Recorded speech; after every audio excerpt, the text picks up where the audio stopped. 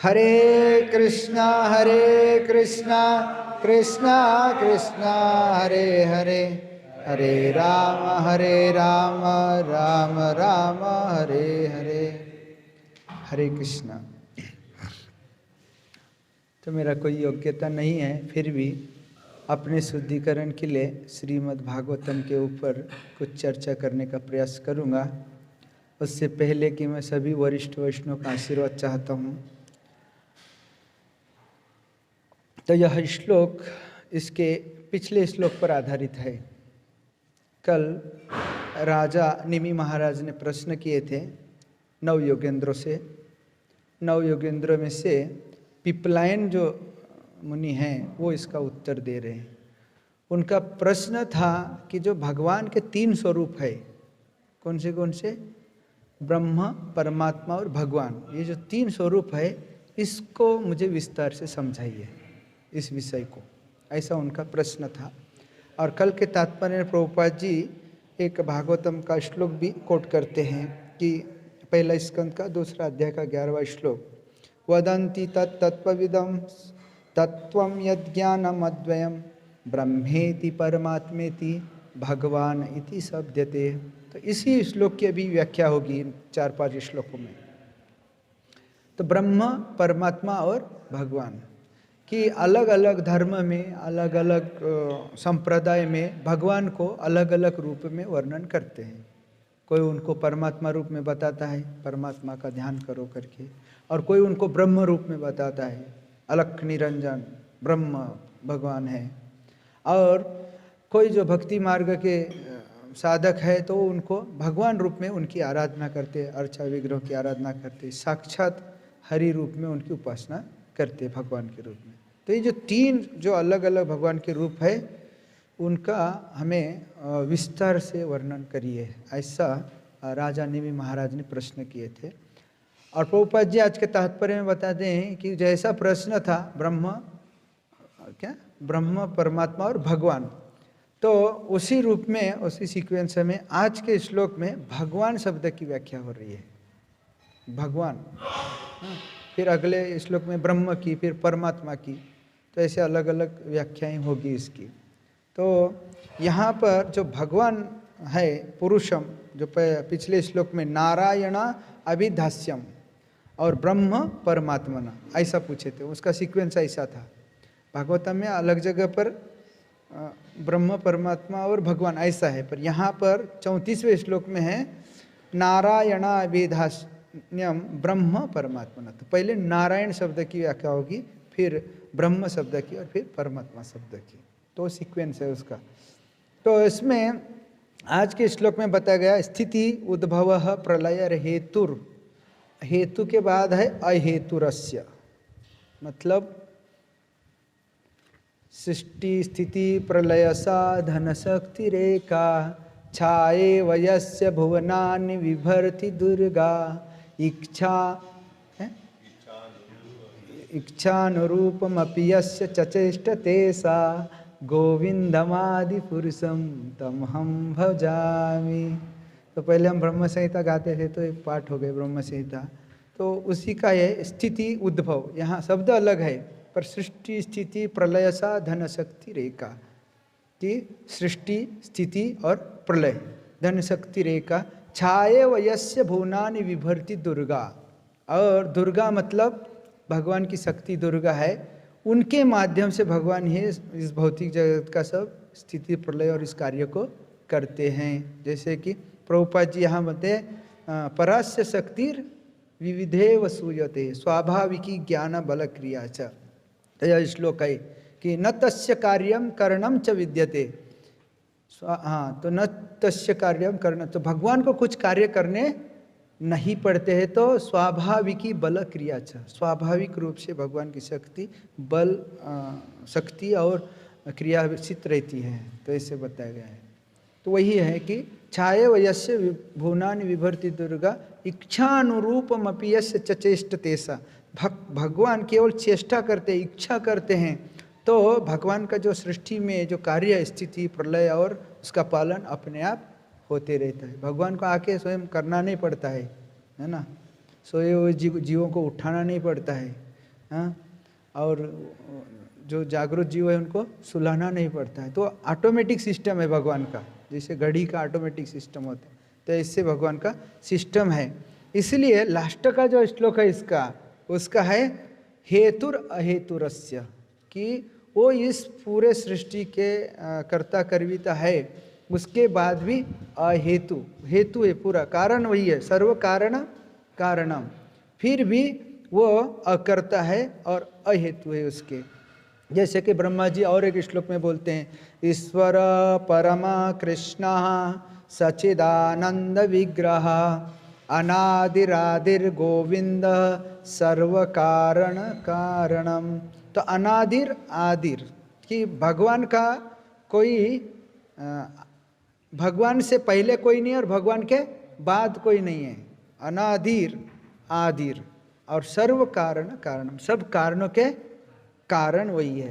तो इसी प्रकार ये भगवान का कार्य है, ऐसे पिपलाइन ऋषि बता रहे हैं कि ये भगवान है। भगवान जो करते हैं कार्यों को, ये भगवान के कार्य है, फिर परमात्मा के कार्य, फिर ब्रह्म के कार्य बताए जाएंगे। तो भगवान क्या करते हैं, सृष्टि स्थिति और प्रलय, और इसका पालन पोषण भी भगवान ही करते हैं। और नीचे के लाइन में बताया गया यत स्वप्न जागृत सुसुप्तिषु, कि यत स्वप्न जागृत सुसुप्तिषु। तो यहाँ थोड़ा सीक्वेंस आगे पीछे है, लेकिन अवस्था ऐसी होती है जागृत, स्वप्न, सुसुप्ति, और उसके बाद लिखा है सद बहिष्य, और उसके बाहर भी एक अवस्था होती है सद बहिष्य, वो लिखा है ना सद बहिष्य। तो वो चौथी अवस्था होती है। इन चार अवस्थाओं को शास्त्रों में बहुत वर्णन किया गया है। मैं इस्कॉन में आने से पहले मायावादी था बहुत बड़ा, तो बहुत सिखाते थे हमको मायावादी गुरुजी लोग, ये इन अवस्थाओं के ऊपर बहुत चर्चा होती बाहर के जगत में। इस्कॉन में ज़्यादा इसको महत्व नहीं देते, कि एक जागृत अवस्था तो हम सब जानते हैं कि हम जागृत अवस्था में हैं, पर हम जागते हुए भी जागते नहीं हैं जैसे संतदास को बोलते हैं ना, आयकुन सुधा आयकत नहीं। किसी को कोई चीज़ बात बताई जाती है, फिर भी वो सुनते भी है कान से, पर नहीं सुनते, मतलब उसको ध्यान नहीं देते, मतलब वो नहीं सुनते। तो ऐसा हम जागृत होते हुए भी जागृत नहीं होते हैं। फिर भी एक लोक दृष्टि से हम देखते हैं हम जागृत रहते हैं, है ना, आंखें खुली रहती है, सुन रहे होते हैं, अपनी बात करते हैं, अपना स्टेटस रखते हैं, है ना, हम कहाँ हैं क्या है, ये जागृत अवस्था है हमारा, हम कहाँ भी घूम रहे हैं, सब जागृत अवस्था है। लेकिन स्वप्न अवस्था में भी वही सब चीज़ होता है, लेकिन उसमें शरीर नहीं घूमता, शरीर बिस्तर पे होता है या सोया होता है, पर स्वप्न अवस्था में वो अलग अलग जगह घूमता है, तो वो भी एक उसका अवस्था है स्वप्न। तो ये जागृत अवस्था से थोड़ा अलग है, बाहर है स्वप्न अवस्था, है ना। शरीर से उसका संबंध बहुत कम हो गया है, तो वो मन की अवस्था पर है उस समय पर, है ना। मन बुद्धि के शरीर से, सूक्ष्म शरीर से वो घूमता है, मन बुद्धि और अहंकार रूपी शरीर से स्वप्न अवस्था में। लेकिन इसके बाद की जो अवस्था है क्या है, सुसुप्ति। तो सुसुप्ति में ऐसा है कि उसका मन और बुद्धि भी मतलब निष्क्रिय रहता है। जैसे स्वप्न में शरीर निष्क्रिय होता है, पर वो आत्मा सक्रिय होता है। स्वप्न में कहीं जाता है, राजा बनता है, भिखारी बनता है, इस प्रकार से। तो सुसुप्ति में वो जैसे कोई कोमा में चला जाता है ना, जैसे कोई स्वप्न में है और उसको आप जगाओगे तो स्वप्न से बाहर आ जाएगा और तुरंत बोलेगा अरे मैं सपना देख रहा था, मैं कहीं गया था, है ना। लेकिन जो कोमा में चला जाता है ना, उसको उठाने से भी वो नहीं उठता, तो और वो शरीर से बहुत दूर हो जाता है। ये मायावादी लोग सिखाते हैं इसको, इस शरीर से अपना संबंध कैसे दूर करना उसके लिए सिखाते वो, कि जागृत अवस्था, फिर जैसे स्वप्न अवस्था, और फिर सुसुप्ति अवस्था। सुसुप्त अवस्था मतलब एकदम कोमा में जाने जैसा है, ना उसका मन बुद्धि अहंकार से कोई ज़्यादा संबंध रहता है और ना शरीर से। और उसके बाद लिखा है कि बहिष्ठ, बहिष्ठ उसके बाहर भी और एक अवस्था है, और वो अवस्था है कि आत्म साक्षात्कार की अवस्था। तो उसको तुरिया बोलते हैं मायावादी भाषा में, शास्त्र में। यहाँ पर उसका नाम नहीं लिया, उसके अलावा एक ऐसा बोला है, परे, उससे परे एक अवस्था। तुरीय अवस्था। तो तुरीय अवस्था में ऐसा होता है कि शरीर मन बुद्धि अहंकार से भी बाहर निकल के पूरे अपने ही शरीर को देख सकता है, अपने शरीर को देख सकता है, दूसरों को देख सकता है, ब्रह्मांड को कुछ भी देख सकता है, वो कहीं भी जा सकता है। उसके लिए वो सब तुच्छ लगता है उसको। जैसे हम शरीर में रह के शरीर को देखते हैं पर उतना अच्छे तरह से नहीं देख सकते, शरीर से बाहर निकल के जब शरीर को देखेंगे तो शरीर की असलियत पता चल जाएगी। जैसे एक बार भक्ति वेदांत हॉस्पिटल में किसी का ऑपरेशन था, बोलते हैं ऑपरेशन था, हार्ट का, हृदय का ऑपरेशन था। तो वहाँ के डॉक्टर लोग अपना खुद अनुभव बता रहे थे, और वो BTG में भी आया था, इस्कॉन के छपा था उसको। तो वो बोल रहे थे कि एक पेशेंट था, उसका ऑपरेशन किया गया, ऑपरेशन सक्सेसफुल हो गया, उसका हृदय ट्रांसफ़र किए थे पूरा। तो अभी तो आत्मा तो हृदय में रहती है ना, तो हृदय को ट्रांसफ़र किए तो अभी उसका आत्मा कहाँ गया? फिर वो प्रश्न रहता है ना एक हमारे मन में, हृदय के साथ आत्मा भी वो दूसरे व्यक्ति की आत्मा इस शरीर में डाल दे क्या? तो नहीं। तो वो बता रहे थे कि उस व्यक्ति ने ऑपरेशन होने के बाद, सक्सेसफुल होने के बाद, होश में आने के बाद बताया कि आप मेरा ऑपरेशन कर रहे थे तो मैं देख रहा था करके। तो बोलते हम तो तुमको भूल दिए थे, जैसे कोमा में डाल दिए थे पूरा, तुम कैसे देखा? तो मैं बोले मैं ऊपर बैठा था। तो बोले आपने सब देखा है तो बताओ हम क्या क्या कर रहे थे? डॉक्टरों ने पूछा। तो बोले मैंने सब देखा है, आपने पहले वहाँ से ये लिया, वहाँ से ये लिया, मेरा छाती फाड़ा, ये किया, वो सब बता दिया। बोला डॉक्टर बोले इसने तो कोई डॉक्टरी किया नहीं है, ये कैसे बताएगा, है कि नहीं? इसने कोई कोर्स किया है क्या सर्जन का? उसको ही पता रहता है सर्जन लोगों को कहाँ से फाड़ा, कहाँ से टीचिंग किया। तो उसने सब बताया, और जब उसको होश में आने का इंजेक्शन देकर होश में लाया गया, तब वो आत्मा फिर से उस हृदय में प्रवेश किया। तो इसको बोलते हैं तुरीय अवस्था, कि अपने शरीर से, मन बुद्धि अहंकार से और ये तुरीय अवस्था से भी पूरा बाहर निकल के इस जगत को देखना। तो ये तीनों अवस्था भी ये भगवान का स्वरूप है, शरीर से बाहर निकल के देखना। तो इसको भगवत साक्षात्कार बोलते हैं, इस अवस्था को, समझ में? तीन अवस्था है, जागृत, स्वप्न और तुरीय, और इसके नहीं सुसुप्ति, और इसके अलावा जो अवस्था है उसको बोलते हैं तुरीय। और तुरीय मतलब पास उसको पूरा भगवान का साक्षात्कार हो गया है, वो भगवान को देख सकता है, खुद को देख सकता है, सब कुछ देख सकता है। ये तीन अवस्थाओं का यहाँ पर वर्णन हुआ है। और उसके बाद में बताया गया देह इंद्रिय प्राण मन। यहाँ पर मन मतलब हृदय, हृदय को मन कहा गया है। तात्पर्य में प्रभुपाद जी लिखते हैं कि मन मतलब हृदय। बहुत बार हम मन मतलब इधर हाथ लगाते, पर यहाँ मन से हृदय से है। कि जैसे भगवत गीता में भी एक श्लोक आया है ना, इंद्रियाणि पराराहु इंद्रियेभ्यो परम मना मनसस्तु परहा बुद्धि यो बुद्धे परतस्तु सह। कि भौतिक शरीर से, इस जड़ शरीर से हमारी इंद्रियां और सूक्ष्म है ना, और इन इंद्रियों से भी सूक्ष्म है हमारी प्राण, मन बुद्धि, मन और बुद्धि, और मन बुद्धि से भी सूक्ष्म है आत्मा, ऐसे बताया गया है। तो इस प्रकार से जो आत्मा है वो बहुत सूक्ष्म है। समझ में आया कि नहीं पता नहीं है मेरे को, कि हम देखते हैं ये जो तीन अवस्था है, जागृत, स्वप्न, सुसुप्ति, उससे परे है तुरीय अवस्था। शरीर, इंद्रिय में भी मन बुद्धि अहंकार या हमारा जो कुछ भी, उससे भी परे है आत्मा। तो ये जो लेवल है ये सब भगवत साक्षात्कार का स्वरूप है। इन अवस्थाओं से जो ऊपर जाता है वो भगवान का दर्शन कर पाता है, ऐसे बताने का है। तो इसलिए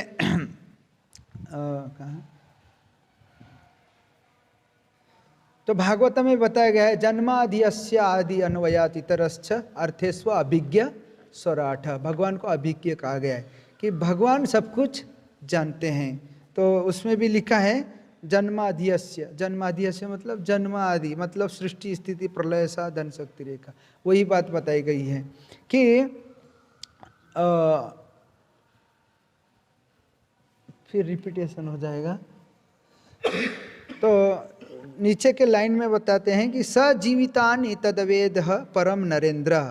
तो इस क्या है, जिससे शरीर के सभी सूक्ष्म तथा स्थूल अंग अपने अपने कार्य शुरू कर। हे राजन, यह जान ले कि भगवान सर्वोपरि है। तो ये आप वो राजा को बता रहे हैं कि हे राजा, आप जान लीजिए यही परम नरेंद्र यहाँ। तो इस प्रकार से हमको भगवान को अंदर और बाहर सब तरफ देखना चाहिए। हम कभी कभी भगवान को अंदर ही देखते रहते हैं तो बाहर नहीं देख पाते, और बाहर देखते हैं तो अंदर नहीं देख पाते। इसलिए मायावादी लोग जो ब्रह्म की उपासना करते, परमात्मा की उपासना करते हैं, तो वो बोलते हैं कि ब्रह्म तो सब जगह है, परमात्मा तो सब जगह है, मंदिर में जाने की क्या ज़रूरत है, ऐसे वो बोलते हैं। तो मंदिर में नहीं देख पाते, सभी जगह देख पाते पर मंदिर में नहीं देख पाते। और भगवान के विग्रह में तो बिल्कुल भगवान को नहीं देखते हैं। भगवान के विग्रह तो बोलते हैं वो तो पत्थर की मूर्ति है, बराबर है। तो इस प्रकार से हम देख सकते हैं कि जो भक्त होता है उसको भगवान के तीनों अवस्थाओं का साक्षात्कार रहता है। ब्रह्म, परमात्मा और भगवान, तीनों रूप में भगवान को जानता है। लेकिन जब भगवान की सेवा करनी होती है तो हम परमात्मा की सेवा नहीं कर सकते, ब्रह्म की भी सेवा नहीं कर सकते। कैसे करेंगे? जैसे उद्धव जी थे, तो उद्धव जी गोपियों को ज्ञान देने के लिए गए। जब भगवान श्री कृष्ण वृंदावन छोड़ के द्वारका चले गए तो उद्धव जी उनको ज्ञान देने के लिए गए कि अरे गोपियाँ, आप शोक क्यों करते हो? भगवान ब्रह्म रूप में सभी जगह है, तो आप उस ब्रह्म का ध्यान करो। तो गोपियाँ बोलती है, ठीक है, आप जिस ब्रह्म का ज्ञान दे रहे हमको, ये तुम्हारा ब्रह्म हमारी गाय चराने आएगा क्या? पहले पूछती है, क्या तुम्हारा ब्रह्म हमारे साथ नाचेगा, हमारे साथ गाएगा, हमारे साथ छेड़छाड़ करेगा क्या? तो उद्धव जी चुप बैठ जाते, क्योंकि ब्रह्म सब नहीं करते, ब्रह्म मतलब एक प्रकाश है। तो ये सब चीज़ कौन करेंगे? स्वयं भगवान करेंगे, है कि नहीं? तो इसीलिए यदि भगवान की सेवा करना है तो हमको मंदिर में भगवान के अर्चा विग्रह के रूप में भगवान की मूर्तियों को स्थापित करके, प्राण प्रतिष्ठा करके, वहाँ अपने आराध्य को देखते हुए उनका ध्यान करना चाहिए, उनकी सेवा करना चाहिए। तभी तो भोग लगेगा, भोग प्लेट निकलेगी तब भोग प्लेट साफ करेंगे। अभी ब्रह्मवादी लोग भोग ही नहीं लगाते तो भोग प्लेट कहाँ से साफ करेंगे? बराबर है ना। राधा गोविंद गोस्वामी महाराज को कुछ ब्रह्मवादी आए और मिले और वो बोले कि महाराज, आप ये जो भोग लगाते हो भगवान को, अरे ये अन्न भी ब्रह्म है, जो प्लेट बना ये भी ब्रह्म है और भगवान भी ब्रह्म है, तो ब्रह्म को ब्रह्म में भोग क्यों लगाते हो आप? ब्रह्म में ब्रह्म को क्यों चढ़ाते हो? भोग चढ़ाते हैं ना। तो महाराज बोले, तो उनका फिलोसफी होता है सब कुछ ब्रह्म है, अन्न ब्रह्म है, हम भी ब्रह्म है, तुम भी ब्रह्म है, बराबर है, आप लोग भी सब ब्रह्म है। तो महाराज उनको बोले, ऐसा ऐसी बात है तो ये अन्न भी ब्रह्म है और आप भी ब्रह्म है, तो फिर ब्रह्म को ब्रह्म में क्यों ठूसते हो आप लोग? आपको खाना नहीं चाहिए, है कि नहीं? ऐसे महाराज उनको तर्क किए थे। तो ब्रह्म और परमात्मा रियलाइजेशन में सेवा नहीं होती, भक्ति नहीं होती। जब भगवत साक्षात्कार होगा तभी हम भगवान की सेवा कर सकते हैं, अन्यथा भगवान की सेवा का प्रश्न ही नहीं आता। नहीं तो भगवान ने जो भगवत गीता में श्लोक कहे हैं ना, मन मना भव मद्भक्तो मद्या जी माम नमस्कुरु, और क्या है, मामे क्या, मामे, हाँ, मुझे नमस्कार करो और मुझे कुछ अर्पण करो, है ना। तो फिर अभी हम कहाँ नमस्कार करेंगे ब्रह्म को, है ना? ब्रह्म तो सब जगह है, किधर नमस्कार करेंगे? परमात्मा तो इधर ही है, परमात्मा को नमस्कार कैसे करोगे? इसलिए फिर वो दर्शन को आते तो ऐसा ऐसा करते, ऐसा ऐसा करते ना, वो बस खड़े खड़े, वो दंडवत प्रणाम नहीं करते। परमात्मावादी ब्रह्मवादी खड़े खड़े हाथ जोड़ के ध्यान करते। लेकिन जो भगवत साक्षात्कारी है, भगवान को विग्रह रूप में आराधना करने वाले, वो भगवान को दंडवत करते हैं, उनका श्रृंगार करते हैं, उनको भोग लगाते हैं, उनकी आरती उतारते हैं, भगवान के सामने गीत गाते हैं, भगवान के सामने नाचते हैं, भगवान की स्तुति करते हैं। तो इस प्रकार से भक्ति करना बहुत आसान है। लेकिन ब्रह्म और परमात्मा रूप में भगवान का ध्यान करना थोड़ा मुश्किल है। लेकिन जब हम प्रगत अवस्था में आएंगे तो तीनों रूपों में भगवान का साक्षात्कार कर लेंगे। प्रभुपाद जी बहुत सारे उदाहरण देते हैं इसके लिए, एक सूर्य का देते हैं और एक रेलवे का देते हैं कि जैसे सूर्य है, सूर्य भगवान है ना, सूर्य भगवान और सूर्य का लोक है, और फिर सूर्य का प्रकाश है, और उसके बाद सूर्य हर घर घर में है कि नहीं। तो ऐसे भगवान है, फिर उनका प्रकाश है मतलब ब्रह्म है, और परमात्मा रूप में सबके हृदय में है। तो सूर्य है, सूर्य देव है, सूर्य का प्रकाश है, और फिर वही सूर्य प्रत्येक घर घर में अंदर प्रकाश कर रहा है सभी जगह, तो वो परमात्मा रूप होता है। तो ऐसे प्रभुपाद जी उदाहरण देते हैं ब्रह्म, परमात्मा और भगवान का। और ट्रेन का भी उदाहरण दिए, पर अभी समय हो गया तो मैं वो नहीं बताऊंगा। ये बहुत बार आप लोगों ने सुना है ट्रेन का। ट्रेन जब चलती है ना तो दूर से केवल लाइट दिखाई देता है, बाद में आवाज़ दिखाई देता है, और पास में जाएंगे तो पूरी लंबी गाड़ी दिखाई देती है, और उसके अंदर जाओगे तो सब डब्बे होते हैं, बैठने की व्यवस्था होती है, सोने की व्यवस्था होती है, टॉयलेट होते हैं, बाथरूम होते हैं। तो ऐसा हमको पहले परमात्मा का ही अनुभूति होता है अपने हृदय में, थोड़ा प्रगति करेंगे तो ब्रह्म का अनुभूति होता है, और ज़्यादा प्रगति करेंगे तो हम भगवान के धाम में जा सकते हैं और भगवान के साथ रह सकते हैं, भगवान के धाम को अपनी आंखों से देख सकते हैं, और वहाँ पर भगवान की सेवा कर सकते, और वहाँ सब चिंतामणि है, और गाय है, सुरभि है, भगवान बांसुरी बजाते हैं, और इन सब चीज़ों का दर्शन हम आगे कर सकते हैं। तो ये सब धीरे धीरे धीरे धीरे होगा। हरे कृष्ण कृष्ण कृष्ण हरे हरे, हरे राम राम राम। तो यहीं रुकेंगे। किसी का कुछ टिक्का टिप्पणी प्रश्न होगा तो पूछ सकते हैं, बता सकते हैं। हरे कृष्ण। बोलिए प्रभु जी। हाँ हाँ, तो वो जो पेशेंट अपने शरीर को भी देख रहा था, सबको देख रहा था, वो क्या भगवान को भी देख रहा था, और वो भक्त भी था हालांकि। हाँ हाँ, तो वो तुरीयावस्था को प्राप्त किया तो भगवान को भी देख सकता था क्या। हाँ, पर उसका उतना वो टारगेट ही नहीं था। अभी यहाँ से हमको यदि वो चाहता तो तुम लोग ऑपरेशन करते रहो, मैं चला भगवत धाम, ऐसा सोच सकता है वहाँ से, पर उसका आसक्ति शरीर में, इसलिए वो ऑपरेशन देख रहा है पूरा अपना शरीर का, और वापस उसी शरीर में घुस गया, इसलिए वो भगवान को नहीं देख सकता। वो अनासक्त हो जाता तो भगवान को देख लेता।